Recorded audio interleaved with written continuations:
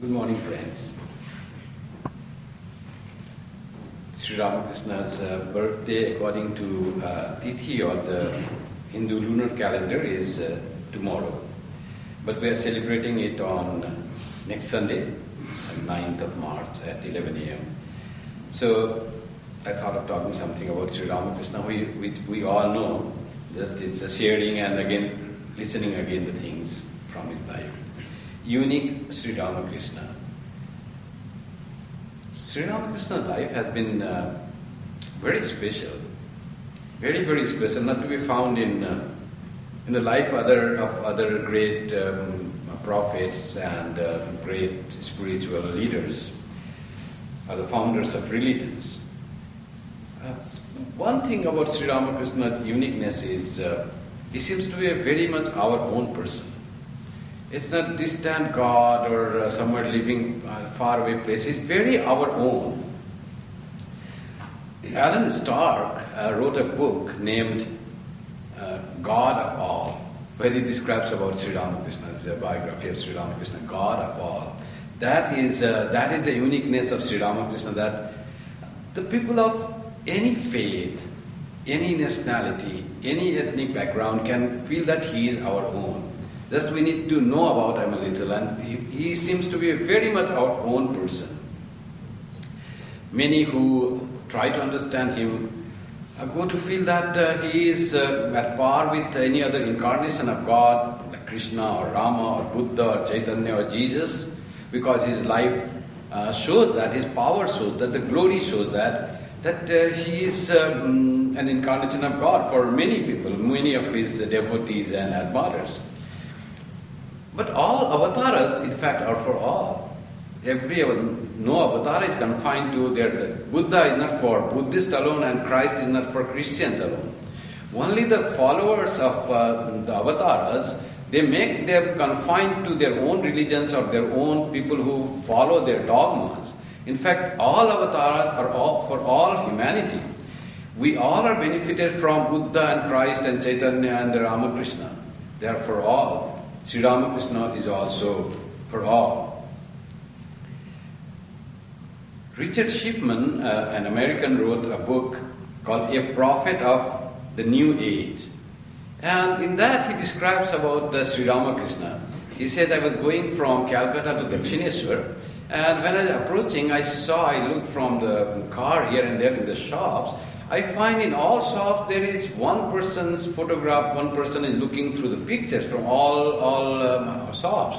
Like rickshaw repair shop, one calendar is hanging, a nicely decorated big supermarket, another photograph is nicely decorated. But in all many shops there are one person who are not nicely clad, half naked, and having dhoti put on up to the knees, and legs are seen, and only neck is covered. That person has become the hero of all places in this Calcutta, this city which is feverish, chaos, traffic not good, very crowded and not very clean. But this person become a hero by nobody knows how people of all this whole city starts liking this person. So that is the unsung hero of Calcutta.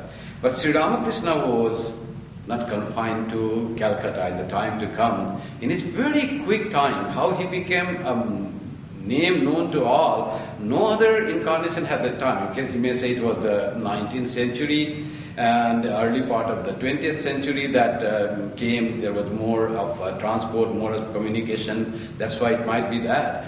But in the history, that all are the factors, but in the history it was never seen that a God incarnate has become approachable by such a vast majority of the humankind. Swami Vivekananda brought Sri Ramakrishna to the West.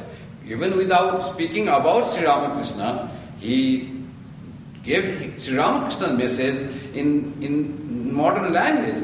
And those who found the unique message of Swami Vivekananda, they tried to understand who was this man, and they always asked him to talk something about his own teacher, whose disciple he is. And Swami Vivekananda gave two talks, one in US and another in London, in UK.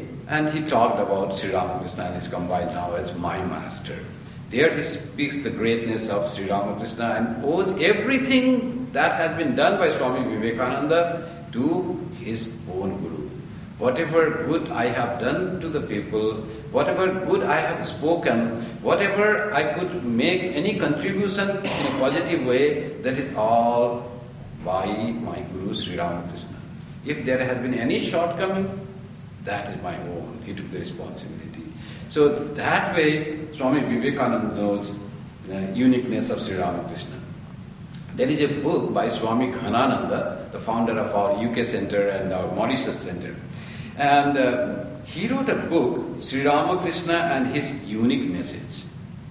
And in that book, the foreword was written by a very famous historian, British historian, Arnold Toynbee. He says, Hinduism is unique. First he says about the Hinduism is unique. Why Hinduism is unique? Of course, Hinduism is the religion where its own scripture, the highest scriptures write that when one can transcend the teaching that is written in this scripture, he will realize God. Yatra Veda Aveda Bhavanti. Even my own teachings will be transcended. In the Gita also Sri Krishna said, Hinduism, the main book of Hinduism is Vedas. Yet there are also Vedavadarataha Partha, Yamimam Pushpitam Vacham. Those who are confined to the flowery words of the Vedas, they are yet to realize the truth. They are confined there. So, Hinduism is unique in the sense that it wants its followers to transcend the message that it gives. It wants to realize the truth which is beyond any words. No word can describe the truth. Be one with truth. Realize the ultimate truth. That is the message of, unique message of Hinduism. That's why Hinduism is unique. What Arnold Toynbee writes, he says, Hinduism is unique because it says, neither Hinduism nor any other religion is a unique representation of the truth or unique way of salvation. That's what Hinduism says. You can realize God through any religion you follow, through any path. There are many paths. In Rig Veda itself, that time when the basis of Hinduism it is said, that truth is one. Sages call it by various names. So there are various names of the reality and there are various paths to reach that reality. It has been recognized in Hinduism. In that way, Hinduism is unique. So it recognizes the validity of all religions. It recognizes the validity of its own and also of other religions. Sri Ramakrishna manifested uniqueness to prove this truth, that God can be reached through various paths. And Sri Ramakrishna's uniqueness is in having this truth which has been prescribed and spoken and proclaimed by the Vedas. To prove this truth presented by Hinduism, not by study or scholarly thought, but by his experience and his life. That is the uniqueness of Sri Ramakrishna. Before Sri Ramakrishna, no one approached the reality through so many paths, in so many ways. He practiced all paths of Hinduism, like Vaishnavism, the Shaktaism, and other paths. He worshipped and he wanted to, after he had the realization of Divine Mother, he wanted to have the vision of Sri Krishna, whether it is true or false. People worship, there are so many followers. He had the vision of Krishna. What about Rama? What about Sita? What about Radha? All he had the vision. So he was never satisfied. He could be just, when he saw Mother, Divine Mother in the vision, he saw Divine Mother as a person, the divinity manifest. She used to walk on the ground. She used to climb on the stairs in the temple. He could see the Mother seeing towards Ganga with hair flowing, and he could see the Mother eating and breathing. He should be satisfied with that. It was everything in life a person wants to achieve has been achieved. God is moving and he can see God. But Sri Ramakrishna was so unique, he was not satisfied. How other people's, whether Rama is true or not, whether Krishna is true or not, what about Buddha's teachings? So he tried to, not only through the book, but he wanted to have his own experience. And his uniqueness is in this attempt to see God through different ways. After it has been done, through Dvaita, Advaita, Ramlala, all has been seen. Then he said, it's done, Mother. Divine Mother was his mainstay, you see. And he was a child of Mother. And he said, Mother, now, what about the other religions? How do they worship? How do they realize? So, Mother, can you show me how Christians worship Christ? And he had the vision. He saw a big church. People were sitting, they were worshipping. There was the cross in front. Without going there, he had the vision of a church. Then he said, he had gone to somewhere to see a devoted house, and he sees the photograph of Christ on the baby on the Madonna, the child and the Madonna. And he is looking intently with devotion. He could feel that the photograph became living. The Christ became living. He could feel the Christ not as the photograph, but as the person, living person there. And he was meditating like that, and started practicing the path of Christianity. It was on the third day of his practice under the instructor who was a Christian. And on the third day he was sitting in Panchapati. He saw one tall man coming, fair complexion. He thought, who is this coming here today? He's not among my devotees. I don't know him. I have not seen him. Then suddenly he recognized, oh, he is Jesus Christ. And it was not vision. It was the real person coming to him. He came to him. Sri Ramakrishna was standing. Jesus embraced Sri Ramakrishna and merged in the body of Sri Ramakrishna. That was his real, tangible experience. He was then started saying, Christian, Jesus is true, Christ is true. Christianity is the path to realize God. But what about other things? What about Islam? So many of my countrymen are Muslims, and in the world there are so many Muslims. What about that? And Mother sent him one teacher to teach him about the Islam. And he was so sincere and faithful when he practiced any religion. He stopped going to Kali temple. He started eating food like a Muslim, whatever the Muslim ate, like onion and other things which he never ate. And he dressed like a Muslim dresses with a lungi as they call, and started practicing namaz 5 times a day and thinking of Allah. Mother gone, Kali gone, Christ gone, Krishna gone. Then what came? Allah came. And thought of Allah, he was merged. And again, after that, so sincere he was. Then after that, one day he finds one person coming to him, and he recognized him as Muhammad. So, like that, he had all the experiences, and it was never found that any person trying to realize God through so many ways, through all paths, and then saying, proclaiming what you say, your path, it's one path. Never think that is the only way to realize God. There are many ways that God can be reached. Only the thing is, if we strive to attain God, and you will reach there.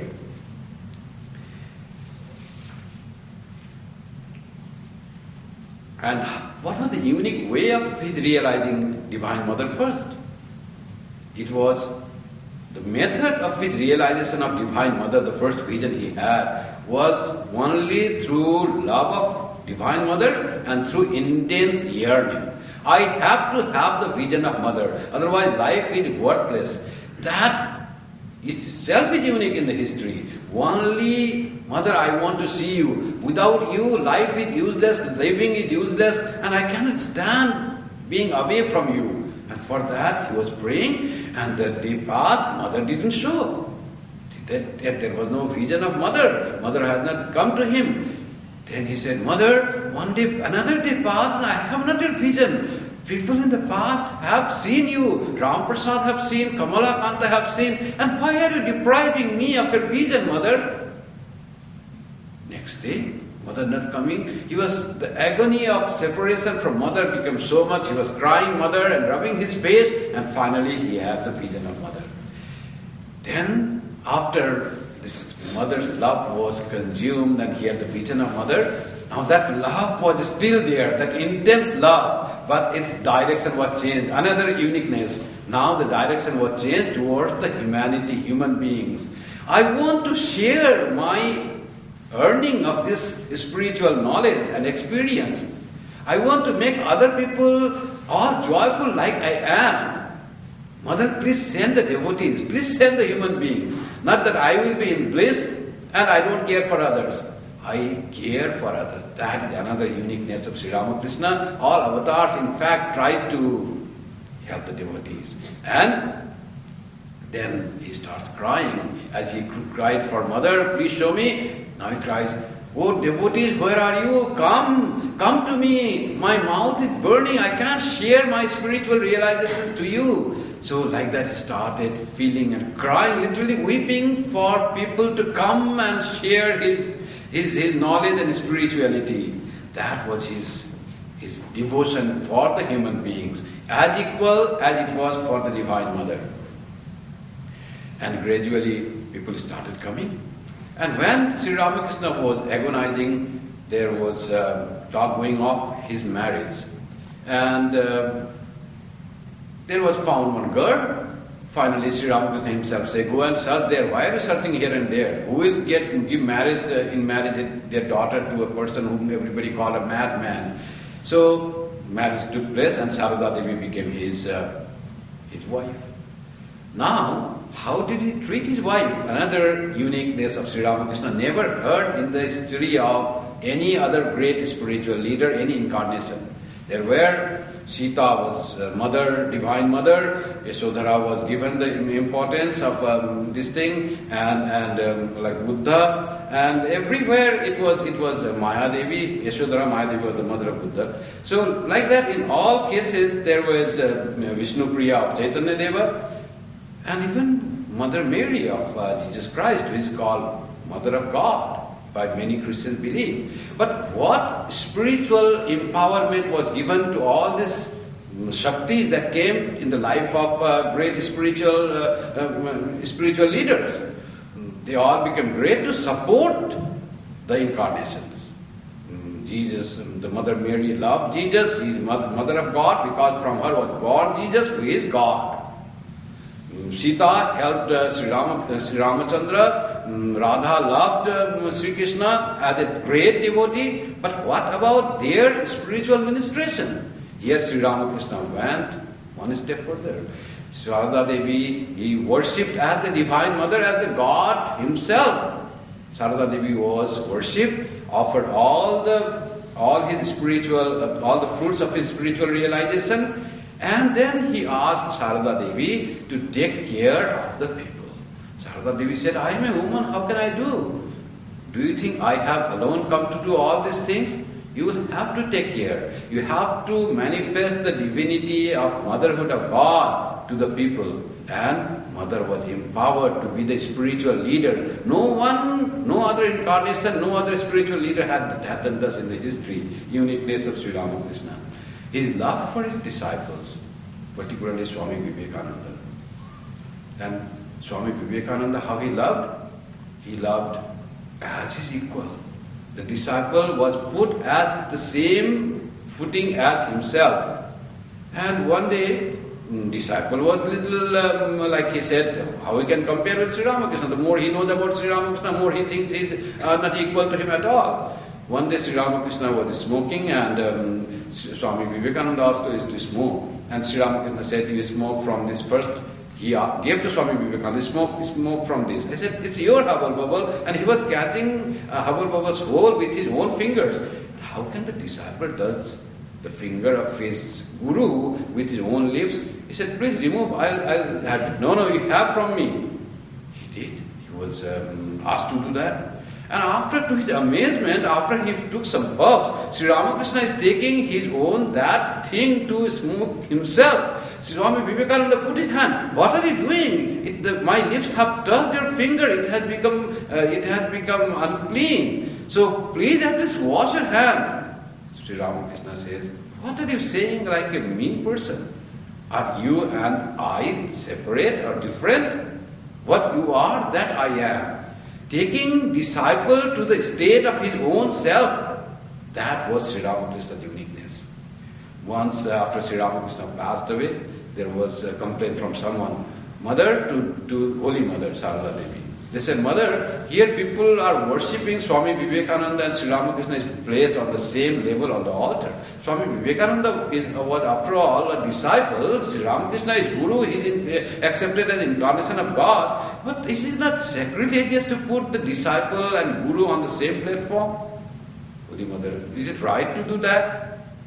Holy Mother wrote back, not exactly what you are doing. Sri Ramakrishna perhaps would not be happy to just keep him separate and farther in the same level. What he would have done if Swami Vivekananda both were living, he would have kept Swami Vivekananda on his own lap. That was Swami Sri Ramakrishna's uniqueness in elevating disciple to his own level. As Buddha had said to Ananda, Buddha is not a person, it's a state, and everyone can strive to become Buddha. That was Sri Ramakrishna's ideal. Everyone should strive to become Sri Ramakrishna alive. That was his uniqueness in assuring. His disciples, who was a servant in one of his disciples' house, Swami Adbhutananda, Latu Maharaj, he came Sri Ramakrishna and he felt so much attraction to Sri Ramakrishna. He said, I don't want to work as a servant. I don't need to earn money. I want to serve you. I'll be here. That was the attraction of God for the devotee. Sri Ramakrishna somehow talked with his disciple, Ramchandra, and then it was agreed that he can live here. After that, Sri Ramakrishna started instructing him in spirituality. The person who came from the village, whose parents were not there, very poor, from the very background which has no this culture. There was no culture of spiritual culture in his house. But he had the samskara and he had come in touch with Sri Ramakrishna. So he started instructing him how to do meditation, how to do japam at the time, how to be of service to the people. Like that he started teaching. And Adbhutananda started going in deep meditation.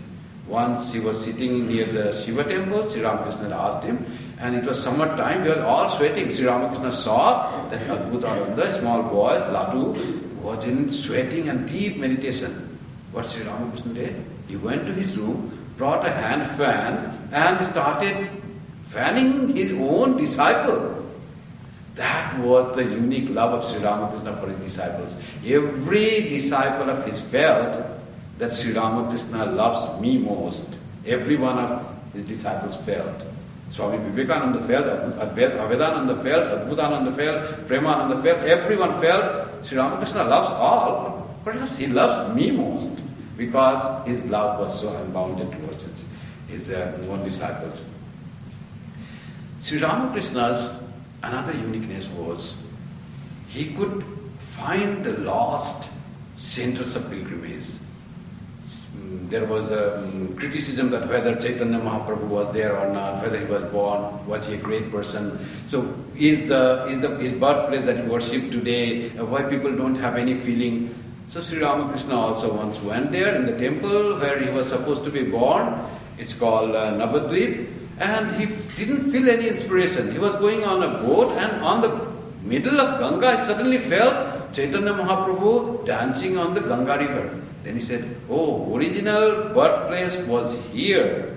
So in the course of time, 500 years, the Ganga changed its course and later on it was found that the original Navadvip was lost and it came under the Ganga. That was the place. Like that, once he went to bathe in a pond and he started smelling some oil scent that women use. There was no woman bathed this time, there was no smell at all. But someone had bathed and there he remembered, later on he heard that there was someone had come and there was a deity being worshipped and there was a story that Mother Durga had appeared in that pond. So like that, he could ratify and validate the centers of pilgrimage. People didn't know how a man dying in Benares and being cremated in Manikarnika, the holy spot on the bank of Ganges in Benares, gets liberation. People said that it is written there. But how it happens? Sri Ramakrishna was going on the boat and suddenly near Manikarnika he saw a dead body lying there on the bank of the river, ready to be cremated, ready to be set to fire. And he saw Shiva there. And he saw Mother Kali there. And he said, I saw that Shiva coming to each corpse, to the dead body, and he's saying, he's giving the mantra, Taraka mantra, the mantra for redemption. The soul become liberated, and Divine Mother is untying all the knots of his samskaras. So all the samskaras are cleaned, and he gets the holy mantra from Shiva, and that's how the person being cremated in Benares gets salvation. That was unique of Sri Ramakrishna. Before that, never it was described that way. And when he came to Benares, that was also as he found the Shiva thing, that pilgrimage center, he saw Benares all made of gold. Golden Benares was shining when he saw Benares on the first, across the river when he was coming to Benares. This golden Benares, maybe physically he saw golden, or spiritually golden, because here was the spiritual tradition of the history of thousands of years still living there in that city, still there. Sri Ramakrishna's uniqueness was in encouraging people to question him. He said, test a sadhu day and night. He was very happy when he found his disciples doubting him. He never said, oh, you doubt me? Never said that. He said, you should test. A guru, like a money changer, tested money. He said that way. Swami Vivekananda tested, and he understood who tested that. He was so happy seeing, he smiled that, you are being tested. Once he had gone to a devotee's house, and he was saying something. A neighbor of that devotee had come, had been invited, and he started asking questions, and he started arguing with Sri Ramakrishna. How it happens? I don't feel it happened. The owner of that house, Sri Ramakrishna's host, was a little annoyed with his friend coming from the neighborhood. And he said, when he's saying the thing, why don't you accept? Why you have to argue and ask the questions on that? Sri Ramakrishna says, what are you saying to this, his host? He said, what are you saying? Accepting without being convinced? No, that is not the way. You should be convinced and then only accept. Otherwise, your acceptance will be fruitless. So he always encouraged questioning and tried to have been convinced if it suits to the reason. Swami Vivekananda later said, don't follow because somebody has something or some book has something or some religion has something. Don't follow that.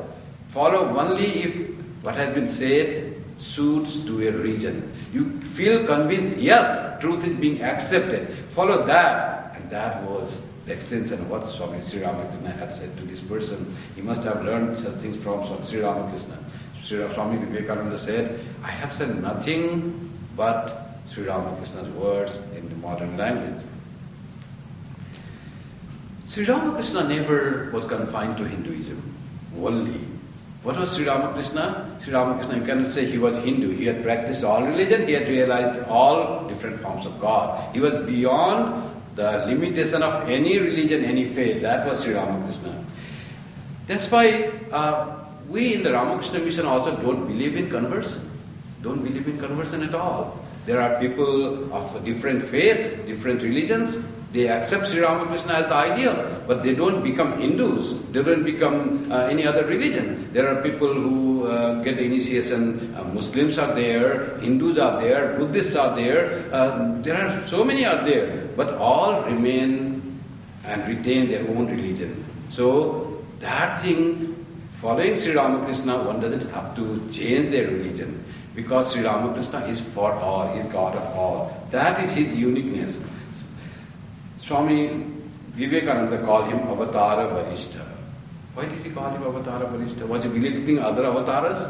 That would be belittling Sri Ramakrishna himself. It is the personality who had become Sri Krishna and Chaitanya and Buddha and Christ has become Sri Ramakrishna. If you belittle Chaitanya, you are belittling Sri Ramakrishna himself.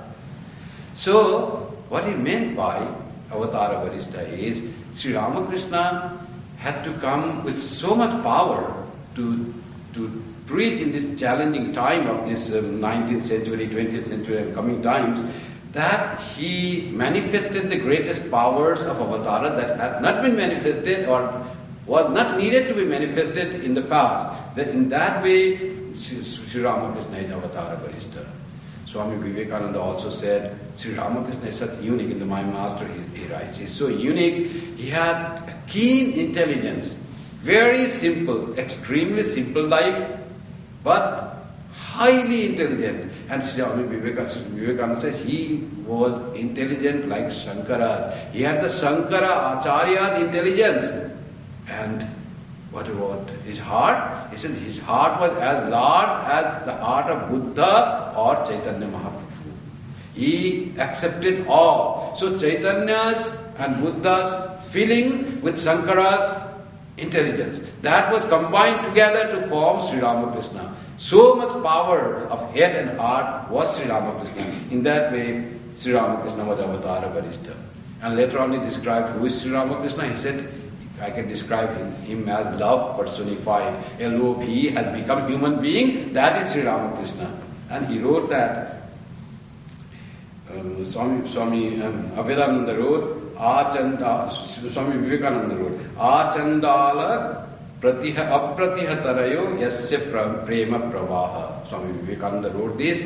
How was his love? His love flowed to everyone. No one was exception. Even the Chandala, the most the person with very at the bottom of the society, they have no culture or inclination for spirituality. Even those were in the thought of Sri Ramakrishna. Up to the Chandala, at the base stratum of the Hindu society, up to them Sri Ramakrishna's love was flowing unbound, apratihatarayo, without any bound. He could engulf everything by his love. And how was his love? Swami Avedananda writes in one of his stotras, Pranaya Galita Chittam Jiva Dukkha Sahishnum. His heart melted seeing the suffering of human beings. Just it melted. Pranaya Galita Chittam, when he saw Jiva Dukkha, he couldn't stand that. Asahishnum, he couldn't stand the suffering of human beings. Spiritual suffering, he said to Holy Mother, I saw the people of Calcutta like the worms in dark. They have no light. Please do something. By Calcutta, he meant for the whole world. Calcutta was just a metaphor. He saw anyone who was too much materialistic, had no light of spirituality, do something for them. He said he said to Holy Mother to that, and that was the message. And Girish Ghosh says he was not only he suffered only by having spiritual ignorance in others, but physically when he found people suffering, that also brought tears in his eyes, Sri Ramakrishna's eyes. As we know the story, he was going in pilgrimage and he saw people not having bath, not having oil, not having food, not having warm cloth. He asked his disciple, Mathur Babu, his attendant, bring blankets and food, feed them. Without that, I cannot move from here. And Benares, they were going from Calcutta, it was far away. And Mathur Babu said, so much big village and we are on an entourage, limited money, how can I do that? Oh, if you can't do that, I can't go with you. I stay here, we go to pilgrimage. What he will do? He loved him so much like his own Guru. He had seen his own Ishta, Shiva and Kali in Sri Ramakrishna. Sri Ramakrishna was unique manifestation from him. His Kundalini had written, his horoscope was there, that your Ishta will be always moving with you. Then where he stopped the entourage there, sent someone to Calcutta and brought the blankets. After maybe 1 or 2 days it came and then it was distributed to the poor. Sri Ramakrishna was happy, then went. Girish Ghosh said, when he saw, Sri Ramakrishna saw someone not having shoes, not having good clothes, torn clothes they are wearing, tears came to the eyes of Sri Ramakrishna. That was his love. We read just how Sri Ramakrishna was loving. Once one father came, his son had died. Now he came to Sri Ramakrishna. And Sri Ramakrishna then, how to console him? He sang a song. Coming to Sri Ramakrishna already was removing his suffering. And saying his song, Sri Ramakrishna told his own experience, how painful when his own nephew had died. With all this conversation and the song, he took away suffering of that man. And when that man went, he was calm and peaceful, having the greatest shock in life, he went peaceful. That was Sri Ramakrishna's service to the people. His service to humanity was unique. Never seen so much suffering. We see in the lives of all. Purnachandra Ghosh was his disciple. Sri Ramakrishna very high esteem about him. In his later life, Sri Ramakrishna had passed away, and in the later life he thought of a lot of suffering came and turmoil came in his life. He said he wanted to commit suicide. And then says, before giving up this body, let me read gospel. Sri Ramakrishna is my guru, let me read little, and then I have been purified my mind, I'll go and give up this life. It is unbearable. Then he reads the line, it's written, Sri Ramakrishna is thinking about Purnachandra Ghosh. It flashes, whoa, what I was doing? There is someone who thinks about me. I should not kill myself. That one sentence, it was previously thinking, he felt that Sri Ramakrishna is still thinking about him. There is someone who takes care. If a person commits suicide out of frustration when he feels there is no one in the world left to love him. All is dark. This frustration makes a person so negative about this world. Then he tries to just leave. Even in that frustration, even one light is there. One person is there who cares. He feels that way. There are so many people care. We all are cared by so many people that we must remember. We are not just, we are loved and needed by so many in this world which we do not know. Our life is very important in this world. Whether you think about them or not, in some way or other, we all are connected to many people which we do not understand. So our living is important for them, if not for you. So Purnachandra Ghosh was thought that Sri Ramakrishna is taking my care, he is thinking about me, just that he is thinking about me. And his smile gave up the idea, lived his life. Like that, Sri Ramakrishna, even through his books, through his Kathamrita, he is inspiring people to lead a good life. In one of articles by Swami Balabhadrananda writes about Swami Lokeshwarananda.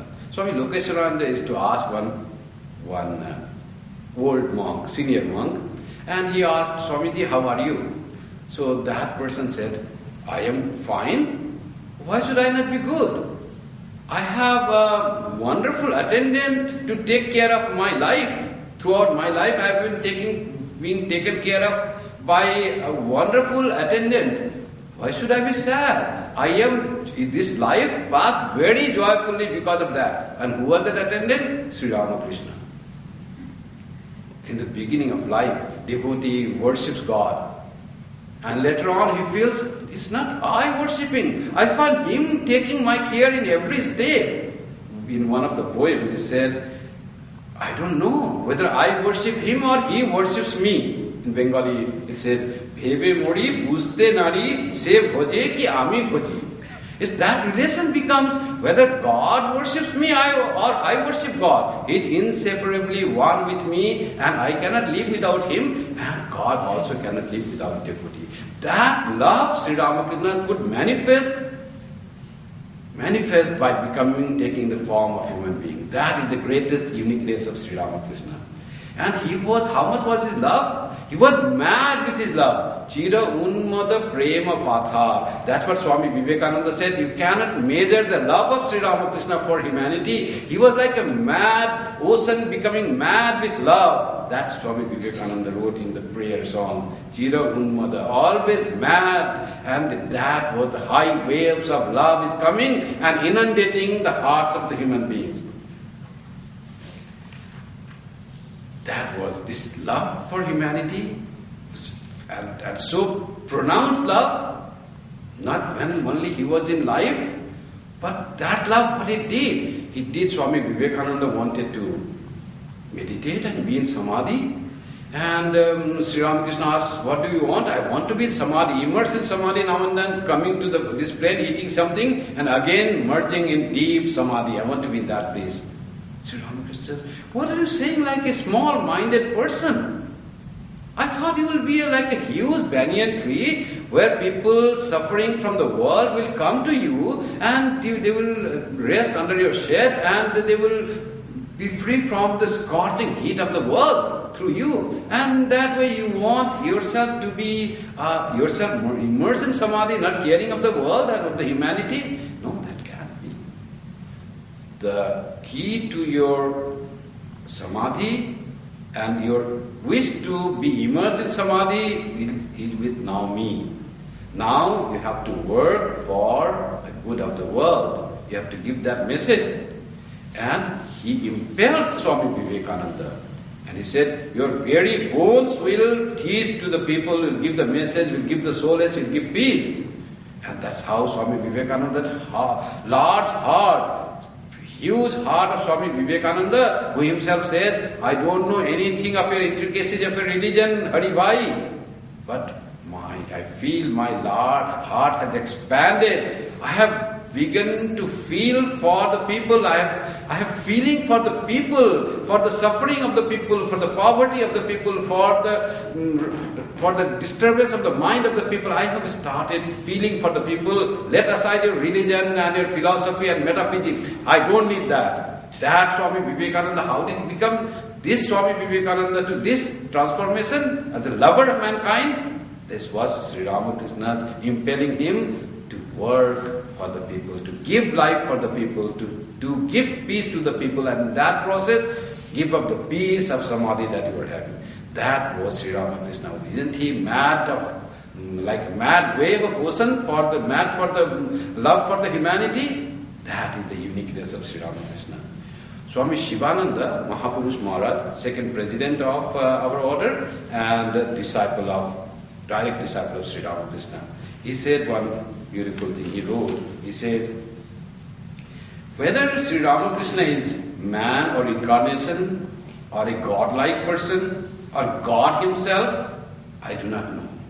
He says towards when he became president later on, after being with him for all. I do not know any of these.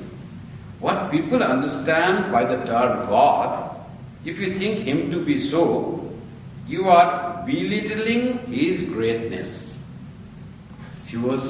What you understand by God, he was much more than that. That is what Mahapurush Maharaj writes further.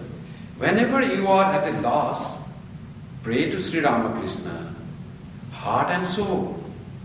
He is there within you, the very soul of your soul. He will throw light from within. He will let you know what exactly to be done. Never harbor such an idea in your mind that you are going out to preach something.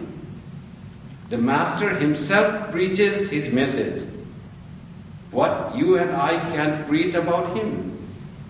Who can understand him? The goal of life is to have faith in him and devotion to his lotus feet.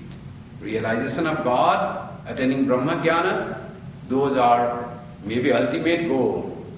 How will we begin that? Completely effacing the ego? It's not an easy thing.